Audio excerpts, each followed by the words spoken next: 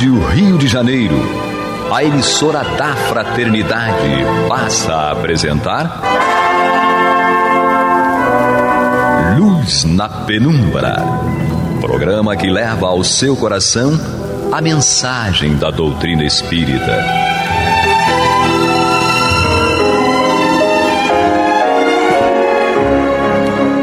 E com vocês, André Afonso Monteiro, para o estudo do livro A Gênese, da obra codificada por Allan Kardec.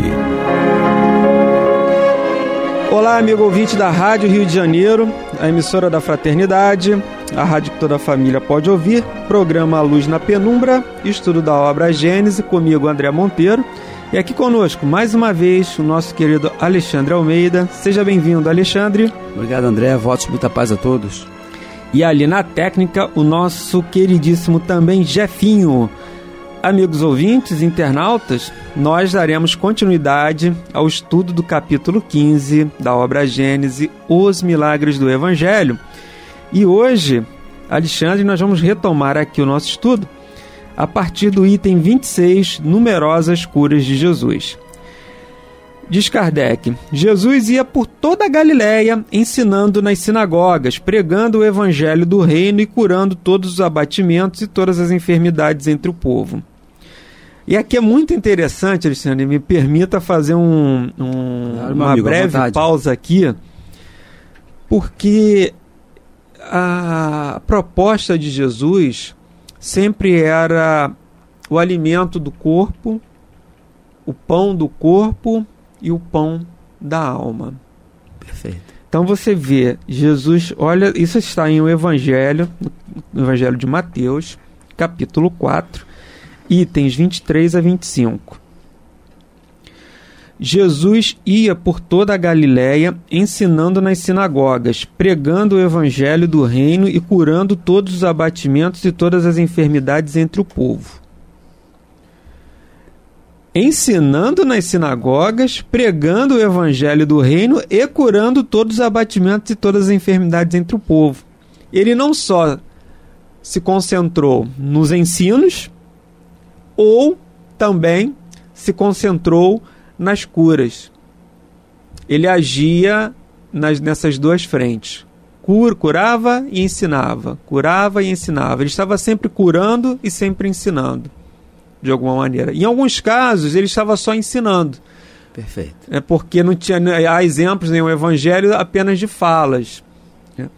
Mas a trajetória de Jesus, ela não se restringiu só às questões materiais ou só às questões espirituais. Porque numa sociedade com seus sofrimentos, e aí além das questões patológicas, né, naturais da criatura humana em qualquer época, em qualquer lugar, peço permissão aos ouvintes e a você ressaltarmos aqui o que temos presente em todos esses itens que temos estudado. A questão que envolvia a discriminação. A maioria dessas personagens que nós encontramos, que Jesus está curando, eram aquelas pessoas que estavam excluídas da sociedade. Então, sim, essa estratégia... Eram os doentes, né? Eram os doentes. Não eram os sãos. Exatamente. E aqueles a quem a sociedade diz assim, não, eles são... Deixa de lado. São os pecadores, por alguma razão eles precisam estar fora. Não pertencem ao nosso grupo. E Jesus, então, promovia essa paz interior no momento que também curava essas pessoas, reintegrando muitos deles a esse convívio social. Porque se alguém tinha um defeito físico e a sociedade da época disse, não, você não pode viver entre nós, ou você não pode frequentar a sinagoga, quando ele curava essa pessoa, além desse bem-estar físico, material, ele promovia também esse bem-estar emocional e, claro, aliado a essa alegria, a essa emoção de estar tendo o benefício da cura, você tem ensinamentos espirituais. Porque se você já é vítima de preconceito, de discriminação, e você está numa situação desfavorável fisicamente, você tende a também criar um quê de revolta. E seria muito natural, instintivamente, uma questão de automatismo, você reagir. E nós temos casos no Evangelho que nós percebemos isso, e Humberto de Campos também narra, em que alguns personagens, Jesus ficava triste como aquele homem que ele curou. E aí foram perguntar a Jesus, por que mestre, você está chorando? Ele agora voltou lá na taberna e está mostrando para todo mundo que está curado e está cometendo os seus excessos. Por isso ele dizia, vai e não volte a pecar. Porque natural que as pessoas fragilizadas tivessem alguma reação. Então no momento que ele pregava, era como se fosse uma profilaxia espiritual, acalmando aqueles corações e assim, olha, não é por aí. Porque era tudo ferro e fogo.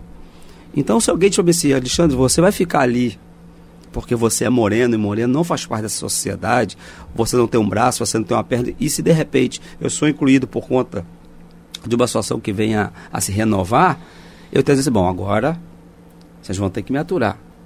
Era essa a reação. E Jesus, quando chegava, dizia assim, olha, o reino não é este, a vida não é assim, a questão é espiritual. Tanto é que eu estou mostrando para vocês que não é físico, que não é questão de dinheiro, não é questão de imposto, isso faz parte. Por isso que determinado, em muitas passagens, tem lá, olha, nós temos que pagar imposto, olha, nós temos que assinar esse documento, tem. Faz parte. O homem tem que cumprir a lei dos homens, mas acima de tudo, atentar às leis da vida, às leis de Deus. Então você observou muito bem. É importante quando pegarmos não só o Evangelho, mas qualquer obra doutrinária nossa, ficarmos atentos a esses fatos, a essa introdução. Você colocou, olha, Jesus ia por toda a Galileia. Esse toda, às vezes, passa desapercebido, mas qual é a relevância disso, por exemplo? Só para ressaltar o que estamos destacando nesse momento. Se ele fosse só para uma região, fatalmente, André, alguém diz assim, olha, Jesus só vai lá para o lado da ilha do governador. Ele não está passando aqui por Madureira. Só vai para a Praia da Bica, né, Jefferson? Exatamente. Então, não fez distinção de pessoas nem de lugares. E ali, tudo foi planejado, como falamos no programa anterior. As personagens que ele iria encontrar para servir de exemplo, para aquilo que ele queria promover, produzir, fosse a cura e também a pregação. É verdade. E você ia falando, e depois da nossa leitura também, nesse primeiro momento, porque Kardec, trazendo essa passagem do Evangelho de Mateus, ele vai dizendo que a reputação de Jesus foi se espalhando por toda a Síria e foi curando os doentes, os lunáticos, e uma multidão o acompanhava. Uma multidão da Galiléia, de Decápolis, de Jerusalém, da Judéia e além do Jordão. Traz o Evangelho de Mateus para nós. Quer dizer, ele arrastava multidões.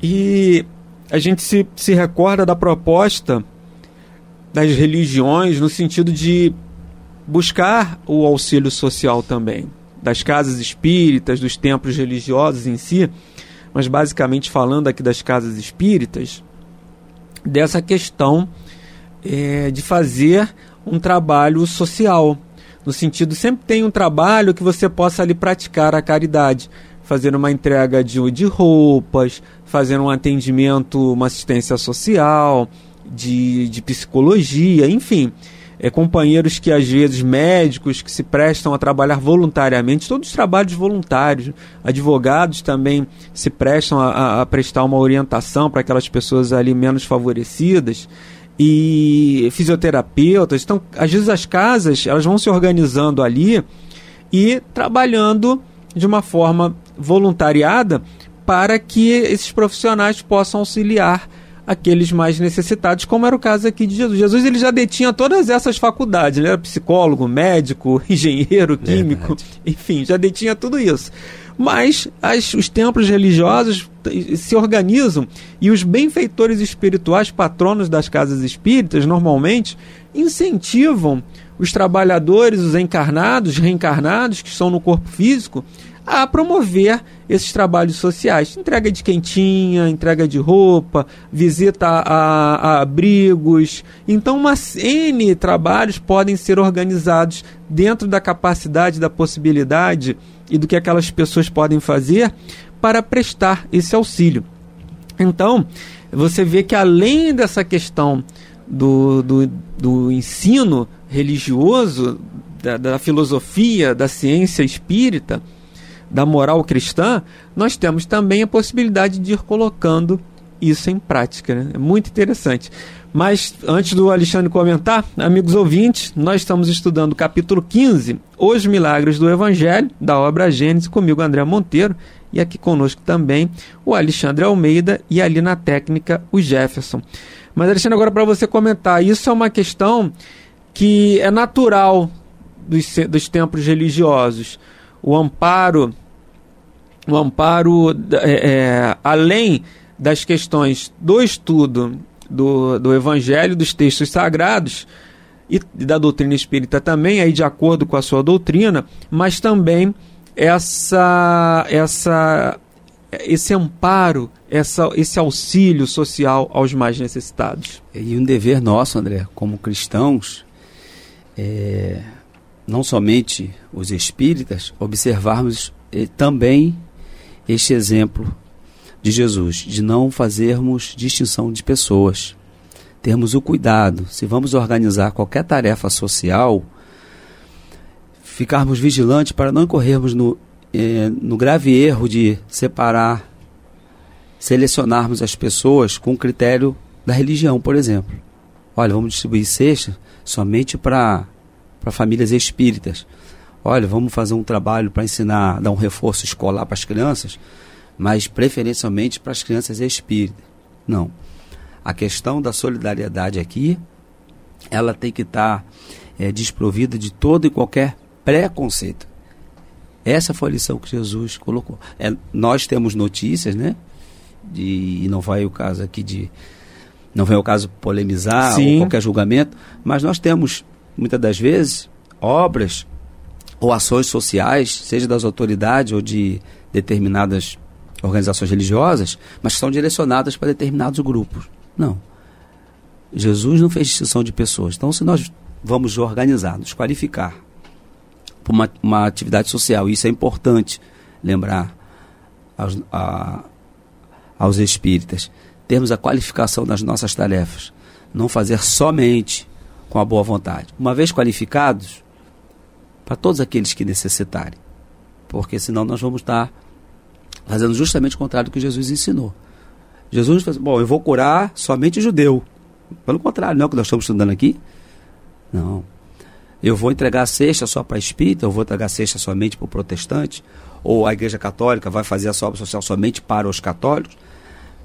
A estes grupos, nós vamos determinar atividades doutrinárias, de acordo com o interesse das pessoas. Mas atender às suas necessidades, então o dentista que faz um trabalho voluntário numa organização religiosa, seja ela qual for, ele não pode chegar lá e botar assim, meus pacientes, bom, eu estou na Igreja Católica, qual é a sua religião? Ah, eu sou espírita. Não, deixa isso aqui de lado, vamos priorizar os católicos. Não. Então isso é interessante você ressaltar isso, que para não passar desapercebido essa grande lição de Jesus. A obra é no bem. É isso aí. E um outro detalhe também, quando você falava da questão das doenças, eu me recordei de de dois eventos narrados pelo Divaldo. E aí eu faço uma menção aqui também à nossa querida Nádia do Couto Vale, que a Nádia diz que nós somos muitas vezes mensageiros do espiritismo de terceira mão. A gente tem Kardec, né? Tem Chico, Divaldo, aí tem nós. Chico, Kardec ali faziam remissão a Kardec, nós fazemos ali as remissões ao Chico e ao próprio Divaldo. Nós somos de terceira mão. E o Divaldo, ele narrava, nas suas palestras, ele narrava dois casos, né? E todos eles atrelados ao Dr. Bezerra de Menezes, casos de cura. Ele narra um caso e diz que isso foi logo assim no início do seu desenvolvimento mediúnico, e ele achou até que ele estava obsediado, porque ele já tinha desde cedo esse contato com o benfeitor espiritual, nosso querido amado Dr. Bezerra de Menezes, e uma vez chegou uma pessoa para ele e para tratamento de cura no centro espírita que o Divaldo já estava ali trabalhando, e em confabulações com o Dr. Bezerra de Menezes, o Divaldo perguntou se ele vai ficar curado. O Dr. Bezerra disse, vai ficar curado sim. Ah, que ótimo, né? Ele vai ficar curado.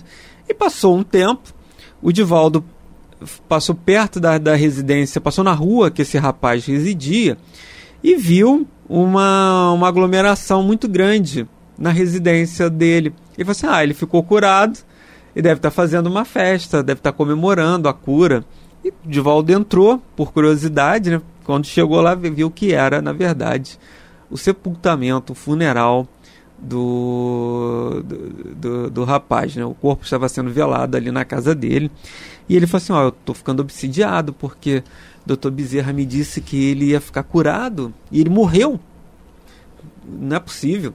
E em mais uma confabulação com o Dr. Bezerra de Menezes, o Dr. Bezerra diz, mas Divaldo, ele está curado. Você quer que eu te mostre? Você quer que eu te leve aonde ele está agora, para você ver como é que ele está curado? Você queria a cura do corpo, mas ele precisava curar a alma. Agora ele já está curado, foi o que eu te respondi. Você me perguntou, ele vai ficar curado? Eu falei, vai. Para isso ele precisava passar por essa expiação dessa doença e a desencarnação.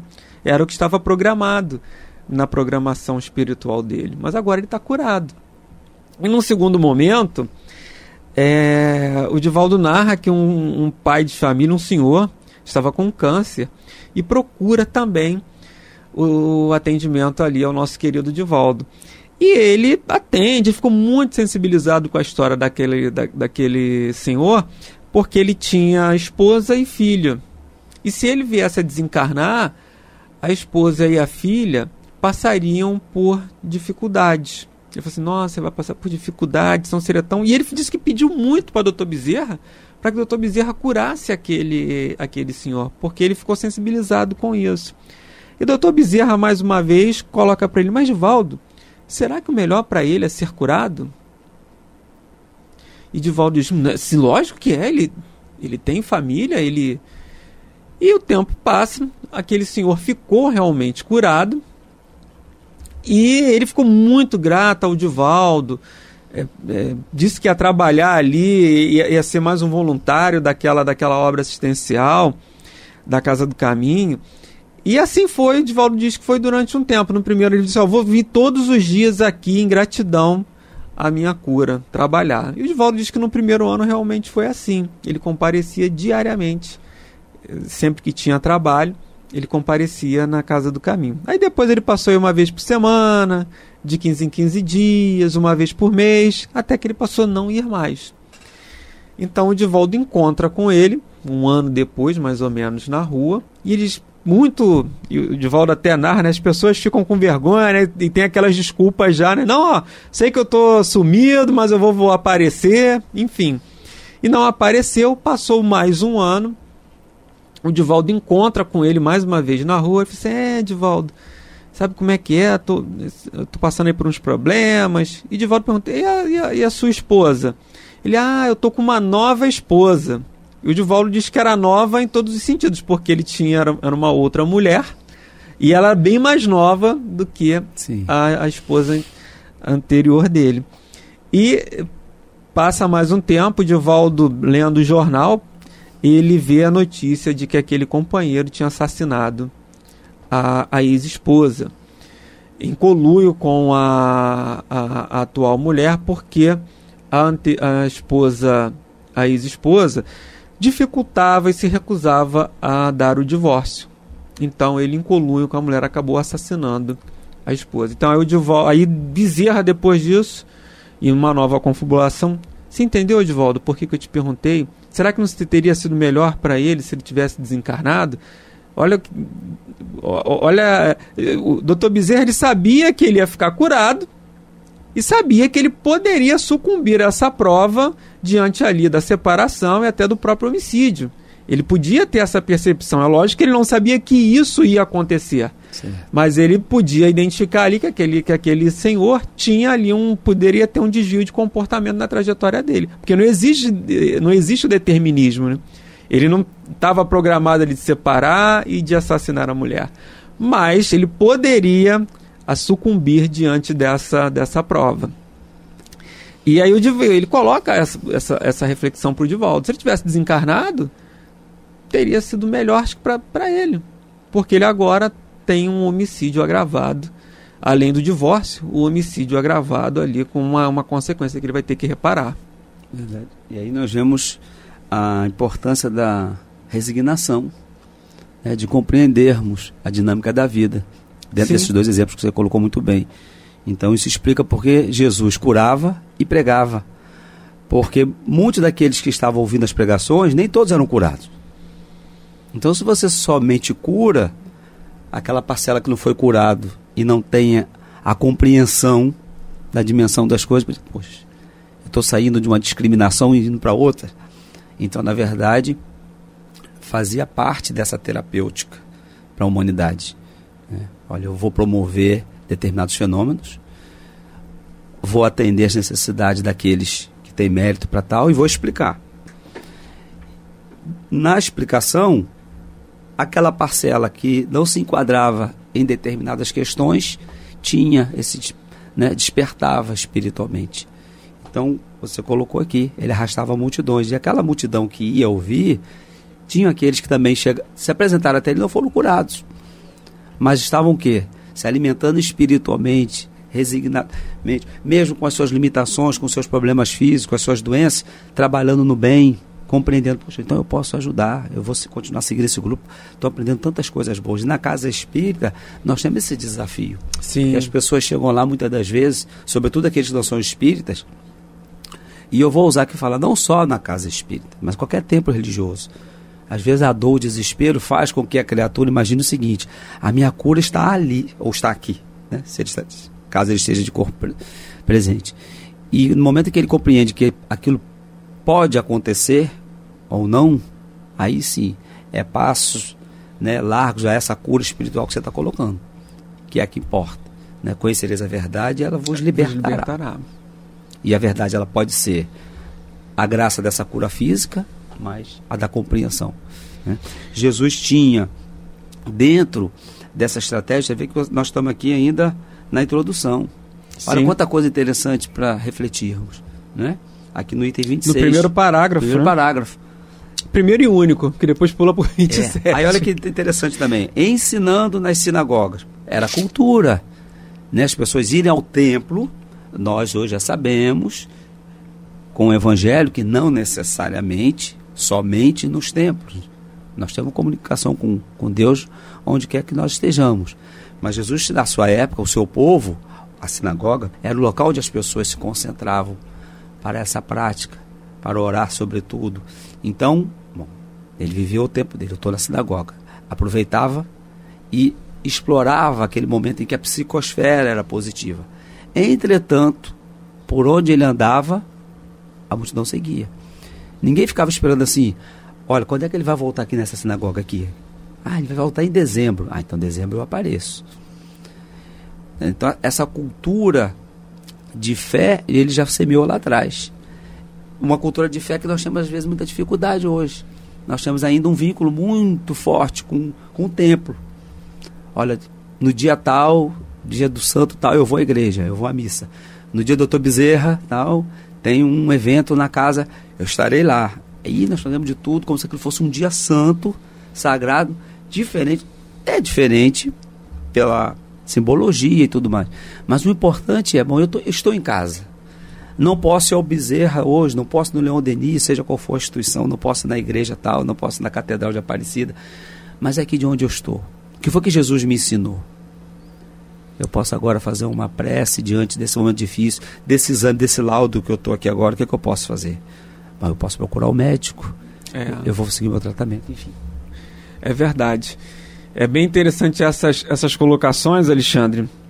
Nós vamos dar continuidade no próximo programa, mas estamos chegando aqui ao final, desejando a todos muita paz em seus corações e até a próxima semana, se Deus quiser. Votos muita paz a todos. Você está ouvindo o programa Luz na Penumbra.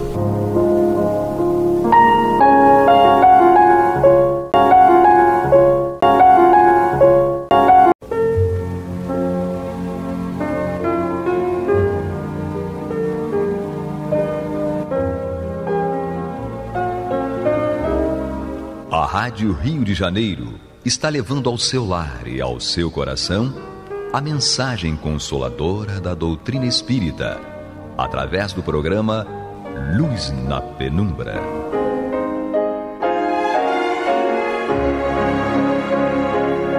E agora com vocês, Nádia do Couto Vale, para comentar o Céu e Inferno, ou a Justiça Divina segundo o Espiritismo, da obra codificada por Allan Kardec. Amado e amada ouvinte internauta, que a paz de Jesus permaneça conosco hoje e sempre. Continuamos o nosso estudo desta obra que fazemos juntos aqui pela Rádio Rio de Janeiro, a emissora da Fraternidade. Estamos, portanto, segundo o planejamento desta obra, pelo nosso querido codificador Allan Kardec, nós estamos no segundo capítulo da segunda parte, a parte em que o nosso codificador nos apresenta, digamos assim, a parte prática da parte teórica que está posta na primeira parte. Nós seguimos, então, o estudo dos espíritos felizes. E aqui vai mais um, cuja trajetória nos convida a meditar sobre a desencarnação de uma pessoa jovem. Por que tão cedo? Tão inocente? Não estudou, não trabalhou, não se estabeleceu na vida e assim subsequentemente. Nós sabemos que jovens e não jovens, mesmo sem ter estudado, trabalhado, etc., demonstram aquisições nessa área, encarnados e desencarnados. É o caso do depoimento de hoje da senhora Anaïs Gourdon. Muito jovem, notável pela doçura do caráter e com eminentes qualidades morais a enfeitar-lhe o caráter, era de uma família de mineiros, portanto uma família bastante humilde, simples, lá nos arredores de Saint-Étienne. Ela desencarnou em novembro de 1860. Qual o entorno, o ambiente familiar dessa jovem Anaïs Gourdon? Seu pai e seu marido pediram que ela fosse evocada para dar uma comunicação, naturalmente, depois que ela desencarnou em novembro de 1860. Anaïs Gourdon respondeu às perguntas. Ela disse que estava feliz em dar a comunicação, e nós sabemos que o espírito não tem problemas, não tem nada a esconder, se não tem nenhum constrangimento moral, e assim são os espíritos felizes. Esse é o perfil dos espíritos felizes. Eles, como não têm nada a esconder, estão na paz e na pureza de consciência, portanto, o espírito não tem problemas em dar a comunicação, por isso sempre estão bem dispostos, felizes mesmo, em dar a comunicação. Quando ela disse que desencarnou, ela disse o motivo da sua desencarnação. Terminei as provações terrenas. Mas, ora, esse não é o motivo de todas as desencarnações? O que está posto aqui, como quase que uma necessidade dessa explicação, é que Anaïs Gourdon era muito jovem quando ela desencarnou. E, por isso, ninguém terá pensado, como nós hoje também, no nosso entorno, na vida social, quando sabemos de alguma pessoa jovem desencarnando, nós também lamentamos. Temos a tendência de lamentar, dizendo exatamente isso. Foi tão cedo, ainda tinha tanta vida para viver, etc. Nós não pensamos, de um modo geral, nós não pensamos no término das provações terrenas por parte daquele espírito. Nós sempre temos a tendência a julgar que as nossas desencarnações são, ou pelo menos devam ser, mais longas, atingindo a chamada velhice. E então, qual o motivo de desencarnações de pessoas jovens? Lá no Evangelho segundo o Espiritismo, nós vemos que isto é uma situação bastante bem explicada, porque ela realmente nos requer ao coração, à emoção, à sensibilidade, uma explicação. Por que desencarnou tão jovem? É-nos até difícil nós admitirmos isso, porque as provações terrenas estão terminadas. Portanto, temos as explicações profundas de Kardec lá em O Evangelho segundo o Espiritismo. Há questões aqui muito interessantes a respeito de como o espírito se sente ou o que lhe é possível sentir e fazer no plano espiritual, particularmente depois, quase que imediatamente após a desencarnação. Anaïs Gourdon respondeu que podia ver os parentes e que está sempre ao lado deles. Nós já vimos anteriormente que, particularmente, os espíritos felizes é que têm essa, digamos, permissão ou esta possibilidade real, porque ela é uma questão de natureza vibratória. Só os espíritos que vibram na faixa superior de qualidades morais, de conquistas morais, de amor, de serenidade, de paciência, é que podem ter acesso a essas possibilidades, a esses tipos de felicidade. Isso tudo é conquistado em função de conquistas morais do espírito, ou seja, da paz de consciência. Aqui repetimos conquistas morais e conquistas do espírito para formalizarmos e enfatizarmos que são conquistas resultantes do esforço do próprio espírito. Ela diz que é feliz como espírito, portanto, nessa nova faixa de existência de vibração, e ela declara: sou feliz, amo e espero. Os céus não me infundem temor, e cheia de confiança, aguardo que asas brancas me levem até eles. Até eles, na verdade aqui, até os céus. Ela diz: sou feliz, amo e espero, os céus não me infundem temor. E cheia de confiança, aguardo que asas brancas me levem até eles. Aqui nós vemos uma questão bastante interessante, que é o simbolismo das asas e, portanto, o simbolismo do voo, da liberdade de voar, que é alguma questão que está inscrita, está íncita na intimidade profunda de todo o ser. Nós voltamos lá ao nível das questões mitológicas, quando nós vemos que Ícaro tinha tanto anseio para voar que, ajudado por alguns, colou com cera algumas asas e conseguiu voar. Foi até perto do sol, deslumbrando-se com toda a paisagem e a emoção da grande experiência. Porém, como ele se aproximou lá do sol, a cera ficou derretida, então ela, derretida, caiu e deixou de proteger Ícaro. Nós vemos então que essa felicidade como espírito está exatamente nessa condição. E essa felicidade decorre particularmente da paz de consciência.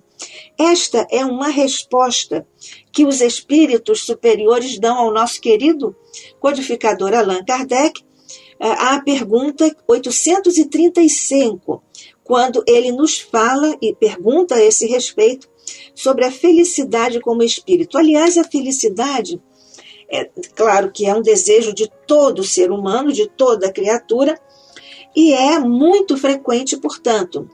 Mas nós dificilmente conseguimos idealizar corretamente a felicidade, ou pelo menos lutar corretamente para atingirmos a felicidade. Porque nós, de um modo geral, colocamos a felicidade, o prazer, a alegria em coisas e situações fora de nós, fora do ser espiritual que nós somos. E é, portanto, nessa condição que nós nos enganamos. Esse é um processo de autoilusão. Particularmente nós espíritas que temos estas instruções, estas informações a respeito do nosso conhecimento das informações que nós temos vindas do plano espiritual e, claro, coadjuvadas pelos grandes orientadores da humanidade, os espíritos superiores ao nosso codificador Allan Kardec.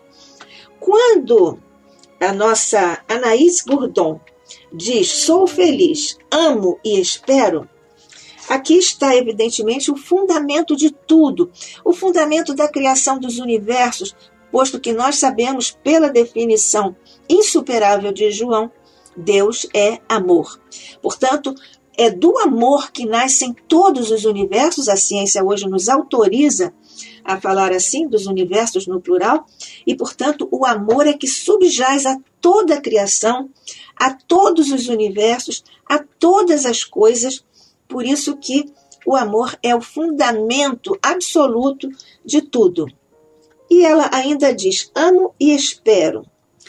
Esse espero aqui é da paciência, não é o espero de ter esperança, é o espero de paciência. Porque nós sabemos que a paciência está na base, no fundo de todas as nossas conquistas ético-morais, enfim, de todas as nossas conquistas, inclusive as intelectuais. Por quê?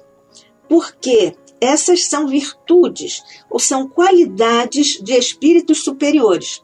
E nós sabemos que exatamente chegaram lá por causa da capacidade de amar, de dar, de doarem-se todos, e da paciência, de esperar o que a vida pode trazer e como as situações podem oferecer a todos nós e a cada um de nós as condições ideais para nós construirmos as nossas virtudes. A respeito da paciência, lembro-me de ter visto um filme em que estava exposta a sabedoria Kung Fu.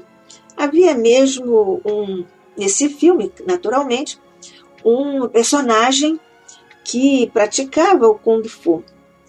E ele certamente estava lá viajando pelos Estados Unidos, sabidamente um tipo de civilização, digamos, ou de cultura completamente diferente da cultura do oriental. E então, certa vez, um americano diz tudo o que ele sabe fazer de acordo com os valores da cultura ocidental, que nós gostamos de saber pintar, saber jogar, saber ler, enfim. Então, um americano perguntou a ele, e ele disse, esse oriental que praticava o Kung Fu: eu sei esperar. Naturalmente que a pessoa despreparada julga que isso é uma bobagem. Como é que essa pessoa foi dizer, diante de tantas qualidades que o outro já tinha adquirido, que ele sabia esperar? Nós espíritas sabemos, porque se não sabemos esperar, muito dificilmente nós vamos progredir, pelo menos na qualidade e na extensão do que poderíamos fazer se soubéssemos esperar. Depois ela diz também: os céus não me infundem temor. Ora, por que infundiriam temor? Por que os céus podem infundir temor? Nesse particular, nós precisamos meditar a esse respeito em uma passagem do livro Temor da Vida e da Morte, pelo espírito Manuel Filomeno de Miranda, na psicografia de Divaldo Pereira Franco, que nós vamos partilhar com você, amigo, amiga, ouvinte, internauta, aqui no programa Luz na Penumbra. Eu, Nádia do Couto Vale, e você, agora absorvendo esta mensagem importante do espírito Manuel Filomeno de Miranda. O temor da morte resulta de vários fatores inerentes à natureza humana e à sua existência corporal. Entre eles ressaltam o instinto de conservação da vida, que lhe constitui força preventiva contra a intemperança, a precipitação e o suicídio. Nesse particular, nós estamos aqui com a solução para muitas questões. Depois, Manuel Filomeno de Miranda continua: força preventiva contra a intemperança, a precipitação e o suicídio, não obstante desconsiderados nos momentos de superlativo desgosto, revolta ou desespero. Manuel Filomeno de Miranda anota ainda. Outro fator inerente à natureza humana e à nossa existência corporal. A predominância da natureza animal, que nos espíritos inferiores comanda as suas aspirações, tendências e necessidades. O temporário ouvido esquecimento da vida espiritual de onde procede. O conteúdo religioso das doutrinas ortodoxas, que oferece uma visão distorcida com prejudicial do que sucede após a ruptura dos laços materiais, elaborando um mundo de compensações em graça como em castigo, conforme a imaginação dos homens vitimados por fanatismos e alucinações. O receio de aniquilamento da vida por falta de informações corretas a respeito do futuro da alma e daquilo que lhe está destinado. Esta a explicação cabal, profunda do espírito Manuel Filomeno de Miranda. Então segue, na verdade, essa questão de os céus não me infundem temor é porque ela está cheia de confiança, Anaïs Gourdon. Isso decorre da sua humildade como espírito e também da resignação que ela desenvolveu e que já era uma marca do espírito Anaïs Gourdon, essa resignação à vontade do Pai. Na verdade, nós temos aqui a confiança que é, digamos, uma filha da fé. Asas brancas que a levem aos céus. Nós vemos que o próprio Allan Kardec nos fala aqui sobre essas questões que dizem respeito à teologia. Essa situação é muito delicada porque esse é um elemento que caracteriza a teologia dos nossos irmãos católicos. Então, nós temos, nesse particular, uma questão bastante interessante, porque essa lembrança, porque fica colocada, gravada no psiquismo profundo do ser, e desde a fase ou da idade infantil, juvenil, isso fica lá profundamente arraigado no psiquismo profundo da pessoa. Porque o que ela quis dizer com asas brancas? Tornar-me espírito puro, diz ela, resplandecer como os mensageiros celestes que me ofuscam. Na verdade, nós vemos aqui na nota de Kardec, aqui nessa apresentação de Anaïs Gourdon, diz Kardec, em mais uma de suas preciosas notas: as asas dos anjos, arcanjos, serafins, que não passam de espíritos puros, são evidentemente apenas um atributo pelos homens imaginado para dar ideia da rapidez com que se transportam, visto como a sua natureza etérea os dispensa de qualquer amparo para fender os espaços.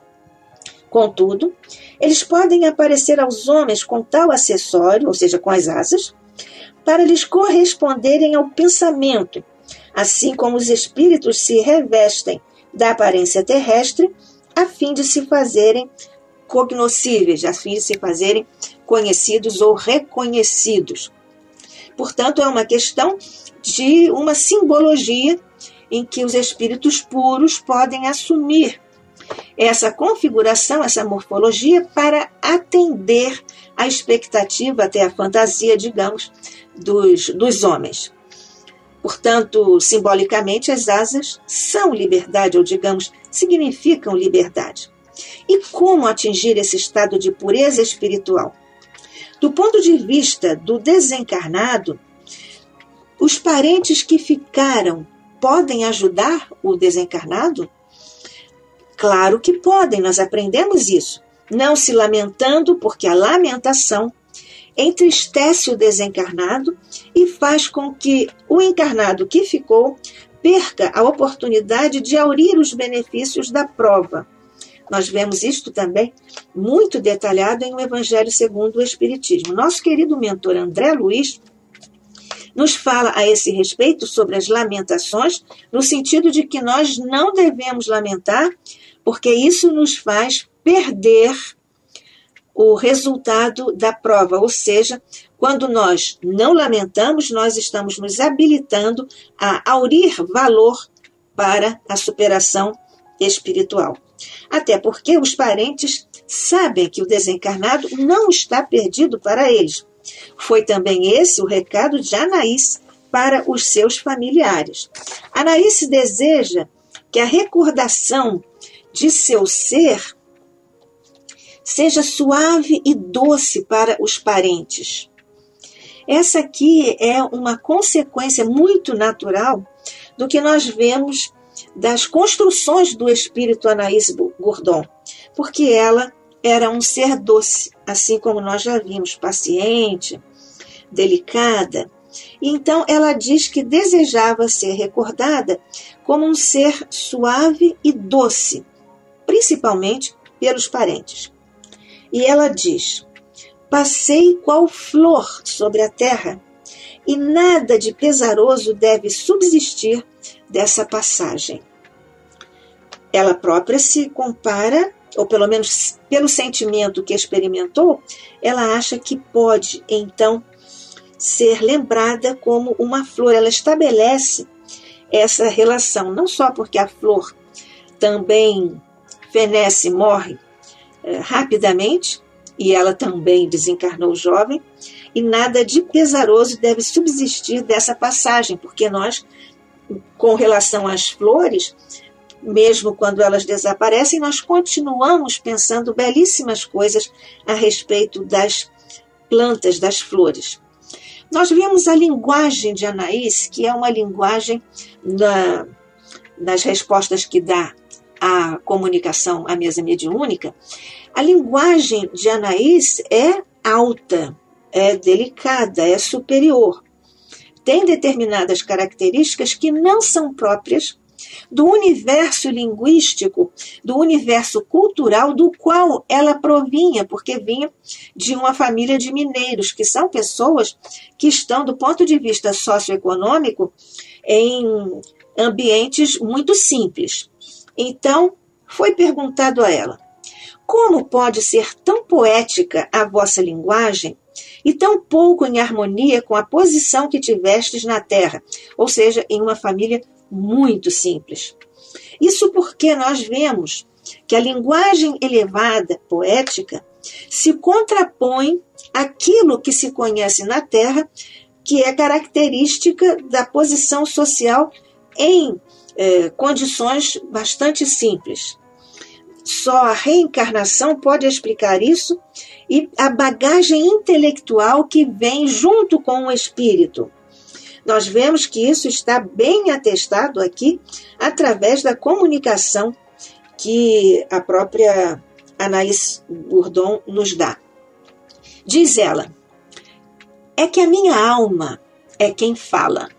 Sim, eu tinha conhecimentos adquiridos, e Deus permite muitas vezes que espíritos delicados encarnem entre os homens mais rústicos, para fazer-lhes pressentir as delicadezas ao seu alcance, que compreenderão mais tarde. Portanto, nós vemos que, através da reencarnação, alguns conhecimentos passam a ficar latentes, ou seja, ficam adormecidos se o espírito não vai precisar daquele nível de conhecimento ou de refinamento da linguagem na posição em que reencarnou, e que resulta de um planejamento muito minucioso, que é avalizado pelos mentores do encarnante, do espírito que vai reencarnar. Também acontece o contrário, ou seja, espíritos inferiores encarnam entre os homens mais adiantados pela vontade de Deus. E qual o objetivo? O seu próprio adiantamento, porque Deus então os põe em contato com o meio mais esclarecido. Às vezes é um instrumento de provação, mas é também esse instrumento de de evolução, de aquisição de conhecimentos pelo contato com quem já tem essas conquistas espirituais. E quem é que percebe? É o espírito. Quem fala é o espírito, segundo a sua visão do mundo. Então, os conhecimentos adquiridos, vindo de outras reencarnações, podem ser reavivados no plano espiritual, quando o espírito retorna à verdadeira pátria, mas também, digamos assim, em algumas situações, isso também pode acontecer que a pessoa, mesmo não vindo de um ambiente mais sofisticado, revele alguma delicadeza de hábitos, de gostos, e isso revela que esse espírito tem já essas conquistas. É como, digamos assim, lembrando Jesus, o trigo no meio do joio, para efeito de demonstração das delicadezas ao alcance de todos e vice-versa no caso de o espírito inferior vir agregar-se a um grupo familiar para aprimorar-se. Portanto, está aqui posta esse princípio da lei de Deus que nós estudamos no Espiritismo, aqui em O Céu e o Inferno, ou a Justiça Divina segundo o Espiritismo. Que a paz de Jesus permaneça conosco hoje e sempre. Que assim seja.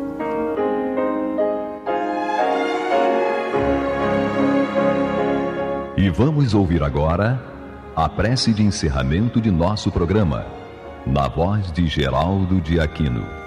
Jesus, dá-nos coragem para a luta, piedade para os insultos e misericórdia para as injustiças e ingratidões. Limpa nossa alma de inveja e ambições mesquinhas, de ódio e de vingança o nosso caminho. E que dentro em pouco, ao recolher-nos de novo ao calor do nosso leito, para que o sono nos dê a paz e o esquecimento das tristezas humanas, possamos sentir, Senhor, no mais íntimo de nosso ser, a doçura indefinível do Teu amor e a grandeza incomparável da Tua divina presença. Que assim seja.